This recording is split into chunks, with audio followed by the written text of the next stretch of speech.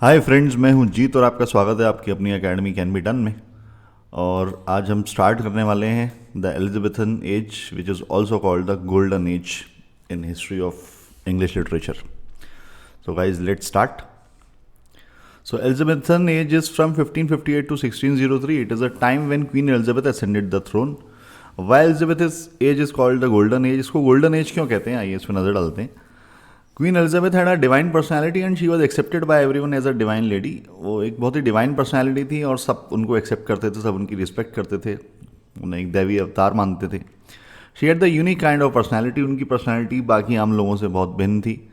Queen Elizabeth personal teacher Roger Ascham has also been celebrated, और उनके जो personal teacher हैं उनको भी सेलिब्रेट किया था, रॉजर एशम, वो भी अमर हुए। In her timing, Queen Elizabeth was diplomat. She checked all the barons and all the people, those who were causing rebellion. As people were not happy with the female queen, but using her wits and diplomatic skills, she pacified everyone.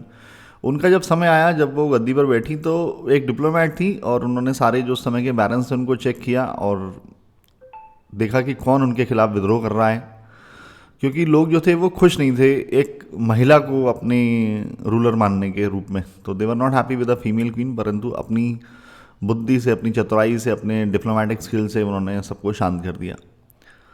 Then she established a social and political stability. She introduced Common Prayer Book supporting England as mother nation. In England people are the kings, they were supporting different religions.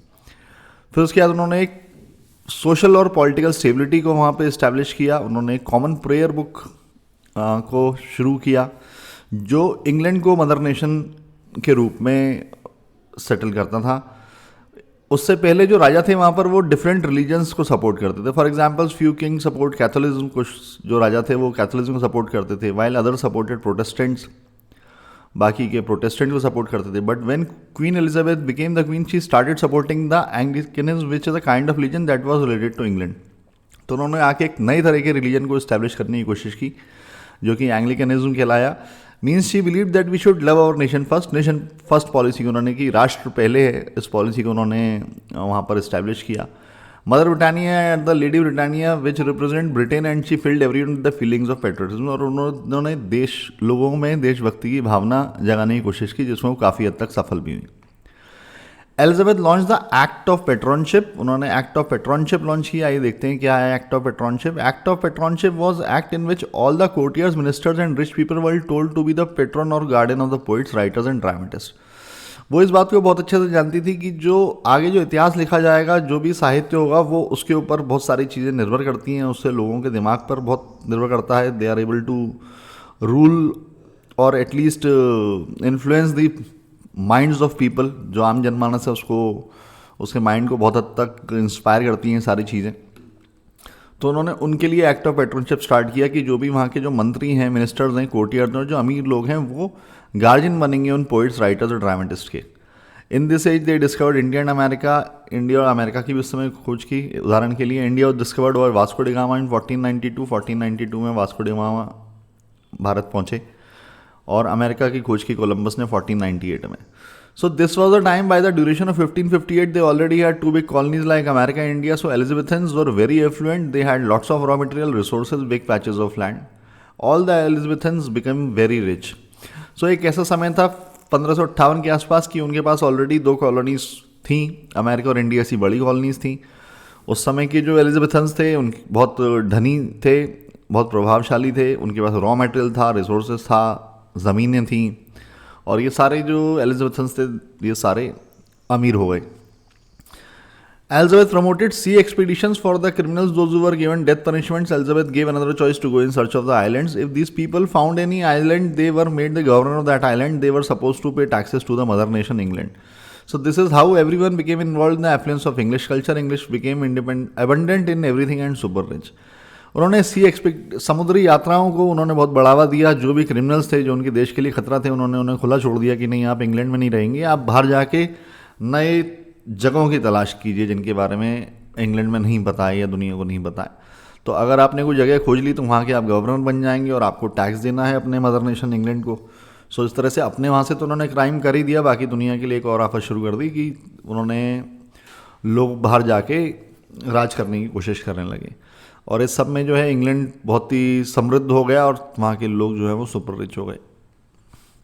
In 1572, Lord Leicester requested Queen Elizabeth to allow him to open private theatres. Lord Leicester ने request की कि मैं private theatres खोलना चाहता हूँ तो उसके लिए परमिशन चाहिए. She gave him permission and gifted him her personal actors who were famously called Queensmen. उन्होंने परमिशन तो दी साथ में अपने पर्सनल एक्टर्स भी उनको गिफ्ट कर दिए जिनको क्वींसमैन कहा जाता था. Then Lord Leicester open theatre in 1576. 4 साल लगे इसको एग्जीक्यूट होने में, तो बाय 1576 लॉर्ड लेसेस्टर ने थिएटर ओपन किया. This was the first theatre in private sector. उससे पहले प्राइवेट सेक्टर में थिएटर्स नहीं होते थे. It was called the theatre उसका नाम था. And the actors those were gifted to Lord Leicester were called kingsman. और उनको जो क्वींसमैन थे वो अब किंग्समैन हो गए. Elizabethans became very influential. The King of Spain, Philip II, he requested Elizabeth to marry her, but she realized that this marriage will accept the domination of Spanish king on England. Means it was a dangerous thing to the independence of English sovereignty. अब ये जैसे जैसे इनका समृद्धि बढ़ती जा रही थी, साम्राज्य बढ़ता जा रहा था, तो king of Spain Philip second ने रिक्वेस्ट किया या प्रपोज किया एलिजाबेथ को मैरी करने के लिए. बट उन्हें समझ में आया कि यदि वो शादी को कर लेती हैं तो जो इंग्लैंड का जो वर्चस्व है वो कम हो जाएगा. वो कहीं ना कहीं उस पर स्पेनिश रूल जो है वो हावी होगा, क्योंकि जब हस्बैंड ही स्पेनिश किंग हुआ तो कहीं ना कहीं उनको दबके रहना पड़ेगा और उनकी जो इंग्लिश सोवरेनिटी है वो खतरे में जाएगी. शी डिनाइड, उन्होंने मना कर दिया. And this Philip second became furious and attacked England in 1588 which is called the battle of Spanish Armada. अब जैसे ही, क्योंकि वो भी एक राजा थे फिलिप सेकंड, तो जैसे ही उनके प्रपोजल को मना किया गया तो एकदम क्रोधित हो गए और उन्होंने इंग्लैंड पर अटैक कर दिया 1588 में. और जो बैटल हुई उस बैटल को बैटल ऑफ स्पेनिश आर्मडा कहते हैं. Here it was very much obvious that Spanish people will defeat England, as Armada means invincible. It was a navy fleet which was very strong and England's defeat was sure. अब ये बात सबको ही पता थी कि उनकी जो नेवी थी स्पेन की वो बहुत स्ट्रांग थी इन कंपैरिजन टू इंग्लैंड उस समय के. तो ये बात सबको पता थी कि अगर स्पेनिश पीपल ने इंग्लैंड के ऊपर अटैक कर दिया तो डेफिनेटली ये युद्ध जो है वो इंग्लैंड हारेगा ही हारेगा, क्योंकि आर्मडा का मतलब ही इनविंसिबल होता है. ये एक बहुत बड़ा जहाज़ों का बेड़ा था जो कि बहुत स्ट्रांग था और सबको पता था कि इंग्लैंड की जो डिफीट है वो निश्चित है. One evening on the third day of the war, Queen Elizabeth hustled and went on the deck and addressed her army, telling that she is there to fight with them as a sister, daughter of Mother Nation, not as a queen. And she said, "I will fight with my brothers side by side as a daughter of England." एक तीसरा दिन था जब ये युद्ध चल रहा था. क्वीन एलिजाबेथ पहुंची डेक पर एकदम से, किसी को पता नहीं था, और उन्होंने अपनी आर्मी को एड्रेस किया, उनमें जोश भर दिया और उन्होंने कहा कि वो उनके साथ लड़ेंगी एक सिस्टर की तरह, एक देश की बेटी की तरह, एक क्वीन की तरह नहीं, और मैं अपने भाइयों के साथ बिल्कुल एक इंग्लैंड की बेटी की तरह लड़ूंगी. तब उन्होंने एक बहुत ही स्पेशल लाइन कही जो कि इतिहास में अमर हो गई. God is in heaven and by the evening victory will be ours. कि ईश्वर जो है स्वर्ग में ऊपर हमें देख रहा है और देखिए आज शाम तक जीत हमारी होगी. Then a sudden storm in the same evening and tempest appeared and whole Spanish armada got destroyed. People started believing that Elizabeth was a divine lady and she appeared to them as deity.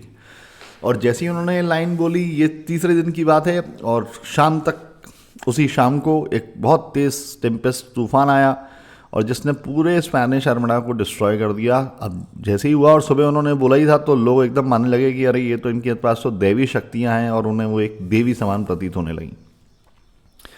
This incident has been used by Lord Byron in his famous work there is a pleasure in pathless word. इस घटना का बहुत बखूबी वर्णन किया है Lord Byron ने अपने फेमस वर्क में there is a pleasure in pathless word, कि जिस रोड का रास्ता नहीं मालूम या जो पाथ का नहीं मालूम उस पर चलने का भी एक अलग ही मजा होता है, उसका टाइटल है.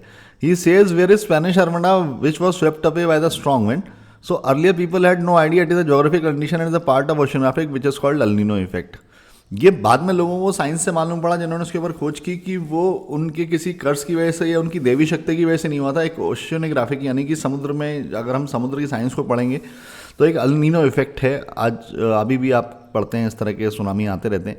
तो एल नीनो इफेक्ट के कारण वो जो स्पेनिश आर्मडा था वो डिस्ट्रॉय हुआ. They did know that cyclone was caused by L Nino effect. लेकिन लोगों को उस समय मालूम नहीं था कि जो साइक्लोन था वो एल नीनो इफेक्ट की वजह से आया था.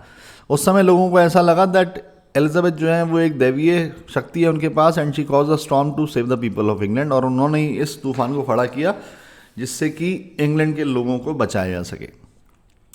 This is how Elizabeth established a good structure. Act of patronship gave rights to the poets and gave them to the poets to be free poets as their jobs were secured. ये एक ऐसा समय था जिस समय उन्होंने एक अच्छा स्ट्रक्चर डेवलप किया, एक्ट ऑफ पेट्रनशिप को लागू किया, लोगों के अंदर राष्ट्र प्रेम की भावना जगाई और पोइट्स को फ्री कर दिया कि अब आपका काम है साहित्य लिखना, और उनको पेंशन भी मिलनी शुरू हो गई।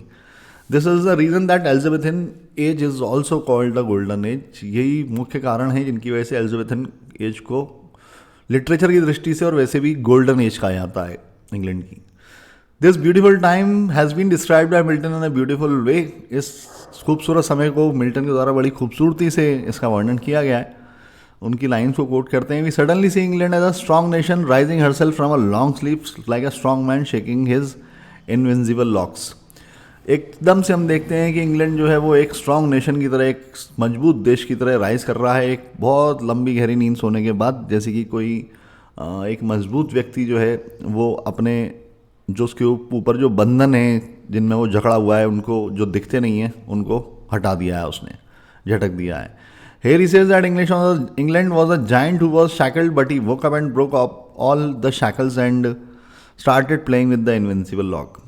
वहाँ पर उनके जो कहने का तात्पर्य है वो ये कहते हैं कि इंग्लैंड जो है एक बहुत ही बड़ा नेशन है, एक जाइंट जैसा है जो कि बेड़ियों से जकड़ा हुआ था, परंतु अब वो उठ चुका है अपनी गहरी नींद से और उसने अपनी सारी बेड़ियों को तोड़ दिया है और जो उसके इनविजिबल लॉक से उनसे उल्टा उसने खेलना शुरू कर दिया है। So guys, this is the basic overview that why Elizabethan age is called the golden age. बाकी एज में बहुत कुछ है समझने के लिए, तो I hope you have enjoyed this session. यदि आपको ये सेशन पसंद आया हो तो kindly like it as it is uploaded on YouTube also. Thank you so much, have a great day.